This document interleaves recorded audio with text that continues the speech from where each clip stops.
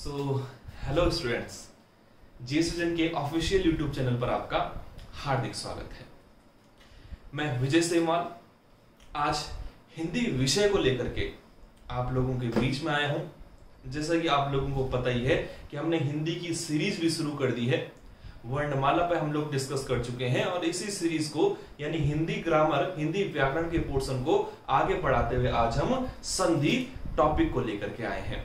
तो ज्यादा समय न लेकर के हम सीधा डिस्कस करते हैं संधि नामक चैप्टर पर। तो सबसे पहला काम जो हमारा होगा वो इस शब्द को समझना है, क्योंकि संधि से जुड़े हुए सवाल हर एक प्रकार के एग्जाम पेपर में देखने को मिलते हैं। तो देखना, संधि नाम का जो शब्द है हमको प्राचीन समय से सुनते हुए इसको आते हैं। अब प्राचीन समय में क्यों जोड़ा? क्योंकि आपको पता है कि राजा महाराजाओं के समय काल में भी इस संधि शब्द का प्रयोग किया जाता था। लेकिन वहां पर किस लिए इसका प्रयोग किया जाता था? तो जिसको मैं समझौता नाम की संज्ञा दे रहा हूं या समझौता नाम से इंडिकेट कर रहा हूं, तो वहां पर इस तरीके की गतिविधि के लिए संधि शब्द प्रयुक्त किया जाता था। कुछ उसी तरीके से हम हिंदी व्याकरण में संधि शब्द का प्रयोग करते हैं, यानी कहीं ना कहीं समझौते जैसी स्थिति को उत्पन्न कर देते हैं।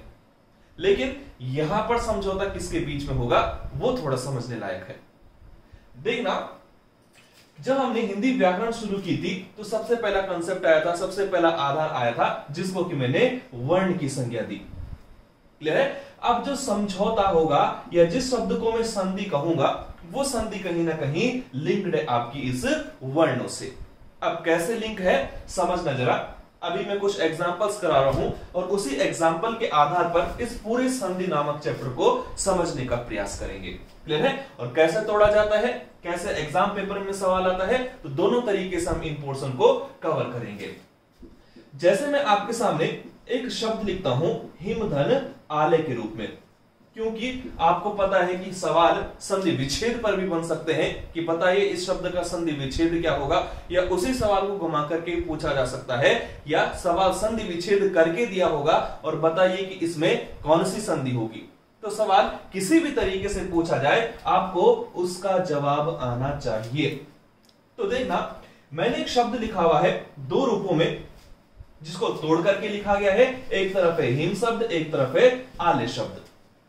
कॉमन सा शब्द है, सभी को पता है कि हिमधन आले को जब हम जोड़ते हैं तो इसका जो निर्माण होता है वो आपका हिमालय के रूप में हुआ है। ठीक है? अब थोड़ा सा इस संधि नाम के शब्द को समझते हैं। जब मैंने हिमधन आले नाम के शब्द को लिखा और इसे एक संक्षिप्त रूप में सामने रखा कि ये हिमधन आले बना रहा है हिमालय, तो कैसे कैसे बना ये हिमालय शब्द, उसी पर थोड़ा सा फोकस करेंगे और ध्यान देना हो क्या रहा है। अब सबसे पहला स्टेप मैंने ये उठाया कि हिमधन आले को लिखा, और हिमधन आले में देखना जो धन का चिन्ह है, इस धन के बाईं तरफ और दाईं तरफ दो अलग अलग प्रकार के शब्द लिखे हैं। और आपको पता है कि शब्दों का निर्माण कैसे होता है जब दो या दो से अधिक वर्ण आपस में मिलते हैं। क्लियर है? तो ध्यान देना, इस धन के जब हम बाईं दिशा की ओर चलते हैं तो बाईं दिशा में पड़ने वाला जो शब्द होता है इसका जो अंतिम वर्ण होगा, ध्यान से, आपका धन चिन्ह है, धन के लेफ्ट साइड या बाईं तरफ हम चले और बाईं तरफ का जो शब्द है इस शब्द का अंतिम वर्ण मैंने यहां पर सर्कल किया है। पहला स्टेप। इस धन के दाईं दिशा की ओर हम चलेंगे तो यहां पर भी एक शब्द लिखा हुआ है आले। इस आले शब्द का जो पहले नंबर का वर्ण होगा इसको भी मैंने सर्कल कर दिया है। लेकिन कर क्यों रहा हूं? तो देखना, जब इस पहले गोले किए हुए शब्द को मैं दूसरे गोले किए हुए शब्द के साथ जोड़ता हूं तो वहां पर हमारे सामने दो महत्वपूर्ण आधार बन जाते हैं, जिसमें से पहला आधार बना पूर्व पद को लेकर के। क्लियर है? और दूसरा आधार बना आपका उत्तर पद को लेकर के। ठीक? जब मैं इस पूर्व पद को उत्तर पद के साथ जोड़ता हूं, ये पूर्व पद जब इस उत्तर पद के साथ जोड़ा तो तब जाकर के इन दोनों के बीच एक समझौता हुआ, जिसको कि मैं हिंदी व्याकरण में संधि कहता हूं। तो क्या हुआ, एक संपूर्ण संक्षिप्त शब्द का निर्माण हो चुका है जो कि एक टूटे हुए पद में था और अंतिम रूप से वो हिमालय बना। यानी हिमधन आले को जब जोड़ा तो वो आपका हिमालय बना। लेकिन बना कैसे, मैंने कहा जब पूर्व पद और उत्तर पद आपस में संयुक्त होते हैं, जुड़ जाते हैं। तो हम अब इस संधि की डेफिनेशन कैसे दे सकते हैं, और डेफिनेशन कैसे देंगे तो देखना, जब दो वर्ण आपस में मिले, जब दो वर्ण आपस में मिले और मिलकर के एक विकार उत्पन्न कर दे, वही विकार क्या कहलाता है, फिर संधि का आधार दिखाता है, संधि की प्रोसेस दिखाता है। या मैं सिंपल लैंग्वेज में कहूं कि जब दो वर्णों का मेल होता है तो मेल होने से जो विकार उत्पन्न होता है उसी को फिर हम क्या कहेंगे, संधि कहेंगे। ये एग्जाम्पल सिर्फ संधि की डेफिनेशन समझाने के लिए था। यदि समझ में ना आया हो तो मैं एक बार फिर से रिपीट कर लेता हूं। हिमधन आले लिखा, हिमधन आले को मैंने दो प्रकार के पदों में तोड़ा हुआ है, क्लियर है, जिसमें हिम का म यानी पहला जो शब्द है प्लस के लेफ्ट साइड को, इसका अंतिम वर्ण पूर्व पद कहलाएगा, जबकि प्लस के राइट साइड को चले तो यहां पर प्लस के राइट साइड में जो शब्द होगा इसका पहला जो वर्ण होगा वो उत्तर पद है। तो पूर्व पद और उत्तर पद जब आपस में मिले तब जाकर के संधि की प्रोसेस समाप्त हुई, और इसी को मैंने क्या कहा, फिर संधि के नाम से इंडिकेट किया। अब ध्यान देना कि यही एग्जाम पेपर में कैसे आ सकता है। अभी इसको हम पूरी प्रॉपर तरीके से खोलेंगे। एग्जाम पेपर में कैसे आ सकता है कि बताइए, हिमालय को किस तरीके से तोड़ेंगे। तो एक चीज ध्यान रखना, जब भी किसी संक्षिप्त शब्द को हम तोड़ते हैं तो उसके तोड़ने की जो प्रोसेस होती है उसके लिए भी हम एक विशेष प्रकार के शब्द का प्रयोग करते हैं, जिस शब्द को संधि विच्छेद कहा जाता है। जब आपके पास एक संयुक्त पद होगा, संक्षिप्त पद होगा, और इस पद को मैं तोड़ता हूं तो तोड़ने की प्रोसेस संधि विच्छेद होगी, पहला। और जब आपके पास टूटा हुआ कंसेप्ट दिया होगा, आधार दिया होगा, इसको जब मैं एक संक्षिप्त रूप देता हूं तो यहां से यानी संधि विच्छेद से जब मैं उसको संक्षिप्त करूंगा तो वो संधि कहलाएगी। फिर तो दो अलग अलग चीजें हैं, लेकिन संबंध दोनों का एक से दूसरे के साथ जुड़ा हुआ है। तो आपको सवाल इस संक्षिप्त पद से संधि विच्छेद के रूप में पूछे या संधि विच्छेद से संक्षिप्त रूप में पूछे, दोनों आधार पर आपको जवाब पता होना चाहिए। तो सिंपल सा संधि क्या था कि जब दो वर्णों का मेल होता है और मेल होने से उनमें विकार उत्पन्न हो जाए और एक नया संक्षिप्त शब्द बने, वही आपका क्या कहलाएगा, संधि कहलाएगा। अगला स्टेप देखना। अब जब संधि हमने शुरू की है और समझ भी लिया है कि संधि होती क्या है, करते कैसे कैसे हैं, तो हम आगे अगला स्टेप देखते हैं कि संधियों के प्रकार कितने होते हैं, कितने टाइप की संधियां हमारे हिंदी व्याकरण से जुड़ी हुई हैं। क्लियर है? तो सवाल इस आधार पर भी बन सकता है। तो संधि के यदि सामान्य रूप देखे जाए तो संधि तीन प्रकार की होती है, जिसमें से एक संधि कहलाती है स्वर संधि। क्लियर है? इसी तरीके से दूसरे नंबर की संधि कहलाती है व्यंजन संधि, और तीसरा और अंतिम भाग इन संधियों का कहलाता है विसर्ग संधि। तो सामान्य सवाल कितने प्रकार की संधियां हैं, तो जवाब है आपके पास तीन प्रकार की। कौन कौन सी? स्वर, व्यंजन और विसर्ग के नाम से। अब हम क्या करते हैं कि एक एक प्रकार के संधि के क्लासिफिकेशन को उठाते हैं और इनके अंदर कितने तरीके के पैटर्न होते हैं संधि करने के, उन सभी को समझते हैं। और हमने एक एक करके इन क्लासिफिकेशंस को उठाना है और इनके अंदर किस तरीके की गतिविधियां होती हैं उनको भी समझना है, जिसमें से पहला पोर्शन में आपके बीच में उठा रहा हूं, जिसको कहा जाता है स्वर संधि। तो ध्यान से समझना कि स्वर संधि किसे कहते हैं। क्लियर है? अब देखना कि जब हमने संधि की डेफिनेशन समझी, संधि का बेस समझा, तो वहां पर दो कंसेप्ट आए हमारे बीच में, दो आधार आए, जिसमें से एक था पूर्व पद और दूसरा था उत्तर पद। क्लियर है? हम स्वर संधि पढ़ना यहां पर शुरू कर रहे हैं और स्वर संधि का आधार क्या होता है थोड़ा सा उसको समझ लेते हैं। मैंने कहा कि हमने जब संधि शुरू की तो वहां पर दो आधारों को समझा कि पूर्व पद एक कंसेप्ट होता है और दूसरा आपका उत्तर पद। पूर्व पद कौन सा था? जो प्लस के लेफ्ट साइड स्थित आपका वर्ण था, उसका अंतिम, जो लेफ्ट तरफ को आपका शब्द दिखाई दे रहा था, उसका अंतिम वर्ण। और इसी तरीके से धन के दाईं दिशा की ओर जब जाते हैं तो वहां पर जो उपस्थित शब्द होता है उसका पहला वर्ण उत्तर पद। तो पूर्व पद, उत्तर पद का कंसेप्ट समझ चुके हैं, अब उसी के आधार पर स्वर संधि को समझना है।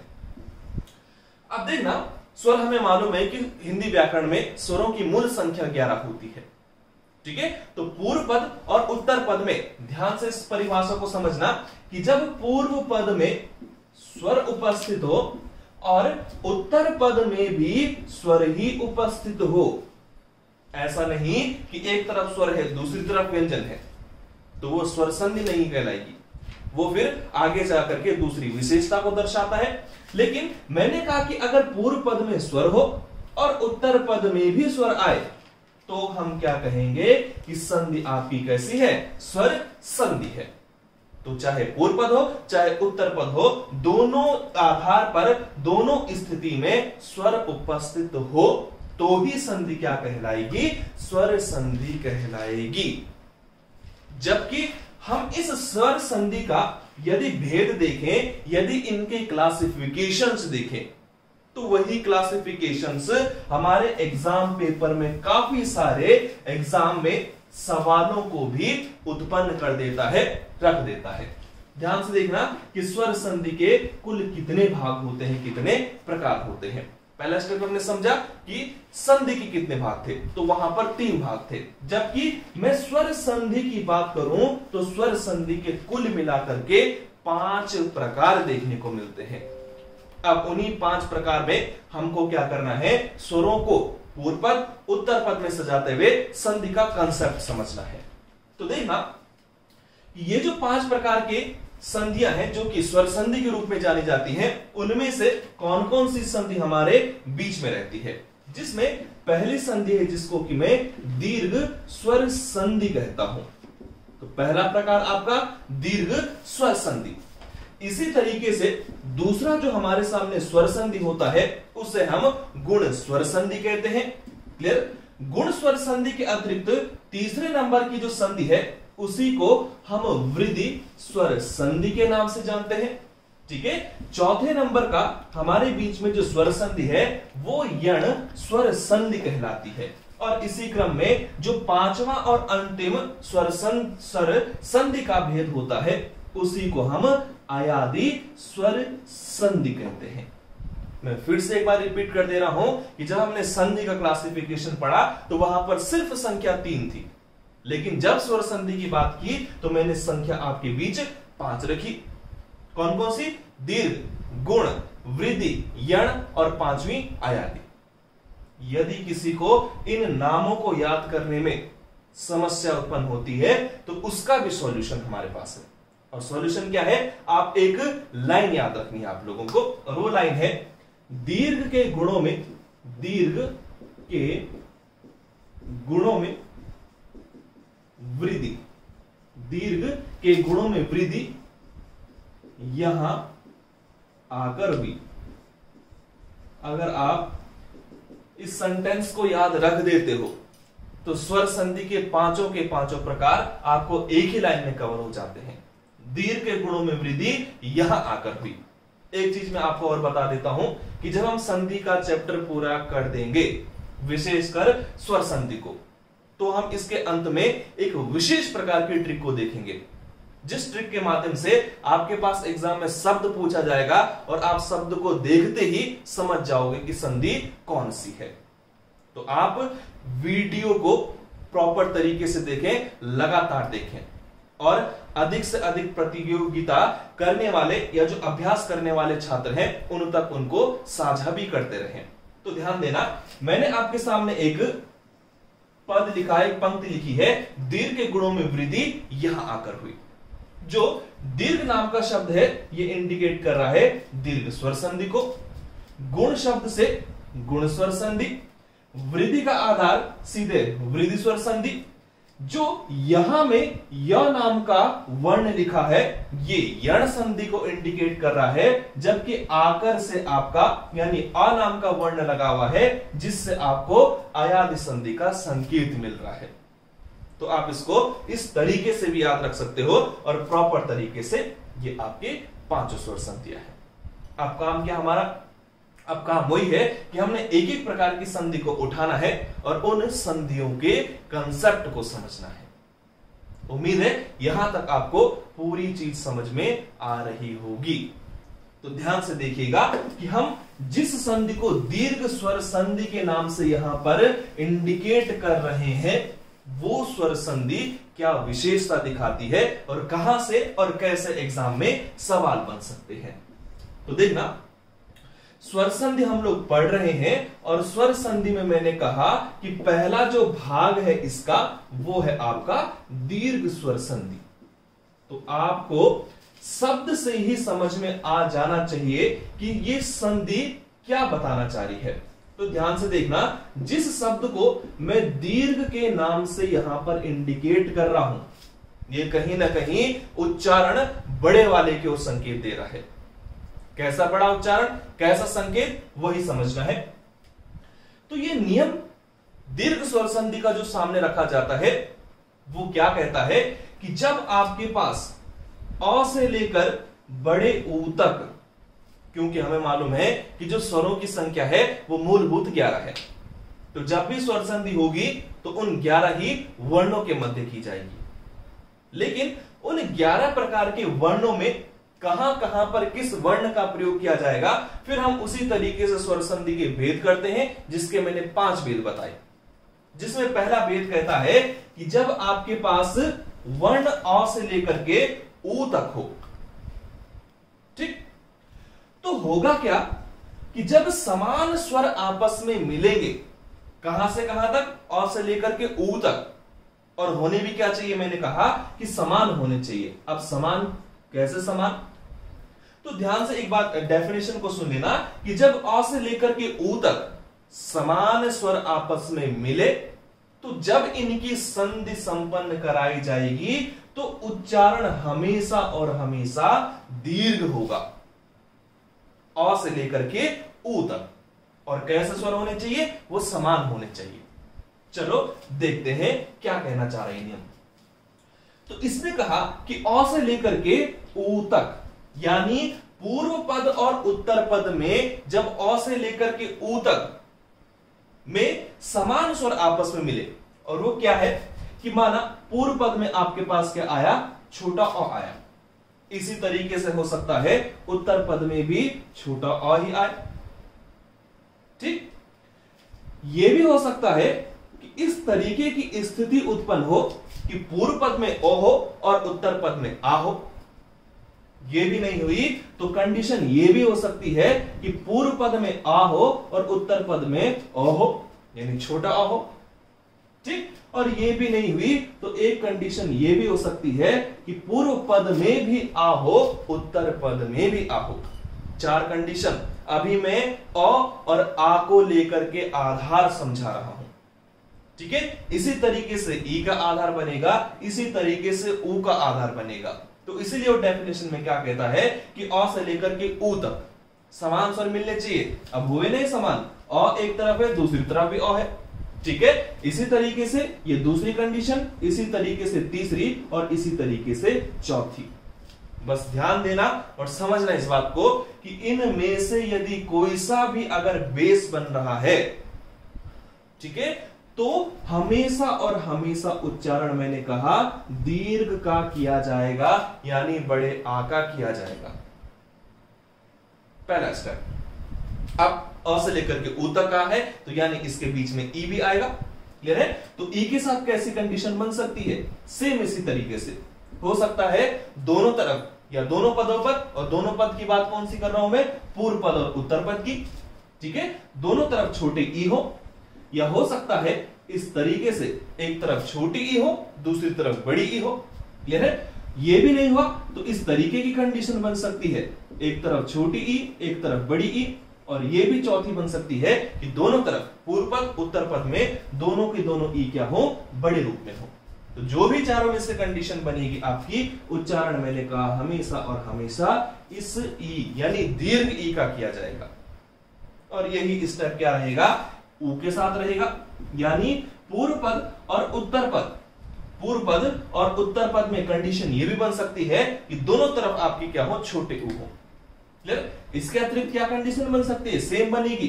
क्लियर है? हो सकता है इस तरीके से हो, एक तरफ छोटा ऊ दूसरी तरफ बड़ा ऊ का, हो सकता है एक तरफ बड़ा ऊ आए पूर्व पद में और उत्तर पद में छोटे ऊ का कंसेप्ट हो, और ये नहीं हुआ तो दोनों तरफ क्या हो सकता है, बड़े ऊ का आधार बन सकता है, यानी पूर्व पद और उत्तर पद का जो भी आधार बने चारों में से हमेशा और हमेशा उच्चारण क्या होगा, दीर्घ का किया जाएगा। तो दीर्घ स्वर संधि क्या कह रहा है कि आधार कोई सा भी हो वहां पर समान स्वर होने चाहिए पूर्व और उत्तर पद में, तो जो भी कंडीशन हो इनमें से हमेशा और हमेशा उच्चारण इस बड़े वर्ण का ही किया जाएगा। लेकिन कौन से वर्ण शामिल होंगे यहां पर, अ से लेकर के ऊ तक के। ठीक है, तो चलो अब इस आधार को हमने समझा, एक तरीके से फॉर्मूला है। क्लियर है? और इस फॉर्मूला बेस्ड पर क्वेश्चंस कैसे बनेंगे वो जरा देख लेते हैं। उम्मीद है इतना आपको समझ में आ रहा होगा। क्लियर? अब देखना, मैं एक शब्द लिखता हूं भोजनालय, मैंने लिखा भोजनालय। ठीक, मैं लिखता हूं इसी तरीके से विद्यालय, मैंने लिखा विद्यालय, मैंने लिखा हरीश, मैंने लिखा हरीश। ठीक, अब देखना, इस भोजनालय शब्द को मैं तोड़ता हूं क्योंकि एग्जाम्पल इसके काफी महत्वपूर्ण होते हैं, तो उनको समझना भी थोड़ा जरूरी बन जाता है। तो मैंने लिखा शब्द भोजनालय। क्लियर? अब इस भोजनालय शब्द को अभी मैंने प्रॉपर संक्षिप्त रूप में लिखा हुआ है, और मैं स्टार्टिंग में ही बता चुका था कि हो सकता है आपके पास सीधा शब्द दिया हुआ हो, या ये हो सकता है कि शब्द को तोड़ करके दिया हुआ हो। तो मैं इस संक्षिप्त रूप को संधि विच्छेद करता हूं पहले, और भोजनालय का संधि विच्छेद क्या होगा, भोजन धन आलय। ध्यान से देखिएगा, काफी महत्वपूर्ण संधि है और इसके पीछे सवाल बनते हैं। ठीक है, तो भोजन धन आलय आया। ठीक, तो इसका यानी प्लस के लेफ्ट साइड मैंने कहा जो शब्द होता है उसका अंतिम वर्ण, और जो प्लस के राइट साइड का शब्द होता है उसका स्टार्टिंग या पहला वर्ण। इन दोनों के बीच ही क्या कराई जाएगी, हमेशा और हमेशा संधि कराई जाएगी। लेकिन ध्यान देना, भोजन में जो नौ जुड़ा हुआ है ये नौ व्यंजन है, और व्यंजन हमेशा स्वरों की सहायता से प्रयुक्त किए जाते हैं। जब मैं इस नौ को खोलूंगा तो इसी तरीके से, यानी इस नौ के साथ अ का उच्चारण होता है। क्यों? क्योंकि ये व्यंजन है। तो इस समय क्या हो चुका है, पूर्व पद की कंडीशन में अ आ चुका है और उत्तर पद में ऑलरेडी ही अ है। ठीक है, तो संधि में हो क्या रहा है कि इस समय छोटा अ और छोटा अ ही पूर्व और उत्तर पद में स्थित है। तो जब मैंने कहा अ और आ आपस में मिले दोनों के दोनों, तो उच्चारण हमेशा बड़े का होता है, दीर्घ का होता है। तो भोजन धन आलय बराबर बना आपका भोजनालय। ठीक है, क्या होगा, व्यंजन था ना तो उसको तोड़ा, टूटेगा ही क्योंकि वो आपके बिना स्वर की सहायता से प्रयुक्त नहीं किया जा सकता। तो अब हुआ क्या, अ और अ दोनों पूर्व और उत्तर पद में आ चुके हैं, तो अ और अ दोनों आपस में मिलेंगे तो उच्चारण दीर्घ का किया जाएगा, जैसा कि मैंने इससे पहले फॉर्मूला बताया था। ठीक, दूसरा मैंने लिखा हुआ है जिसको कहते हैं, जिस शब्द को कहा जा रहा है विद्यालय। अब इस विद्यालय को शब्द को पहले मैं तोड़ता हूं, यानी इसका संधि विच्छेद करता हूं। तो कैसे होगा, सिंपल सा कॉमन सा है, विद्या धन आलय। क्लियर? अब विद्या धन आलय में ध इस समय क्या हो रहा है, पूर्व पद के स्थान पर है, लेकिन ध मैंने कहा व्यंजन में है। क्लियर है? और व्यंजन हमेशा और हमेशा बिना स्वर के उच्चारण से या सहायता से उच्चारित नहीं हो पाते।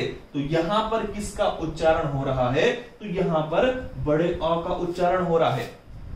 ठीक है, और उत्तर पद में देखा जाए तो ऑलरेडी आपका आ आया है। तो क्या होगा, आ धन आ आपस में मिला तो उच्चारण हमेशा दीर्घ का किया जाएगा। तो विद्या धन आलय बराबर बना आपका विद्यालय। एक और एग्जांपल देख लेते हैं हरीश कर की। अब इस हरि शब्द को जब मैं तोड़ूंगा तो कैसे टूटेगा? हरिधन, हरिधन ईश के रूप में। क्लियर? अब कंडीशन क्या बनी? जो पूर्व पद का स्थान है यहां पर र है, लेकिन र पर उच्चारण हो रहा है छोटी ई का, और उत्तर पद में देखा जाए तो ऑलरेडी ही आपको बड़ी ई उपस्थित दिखाई दे रही है।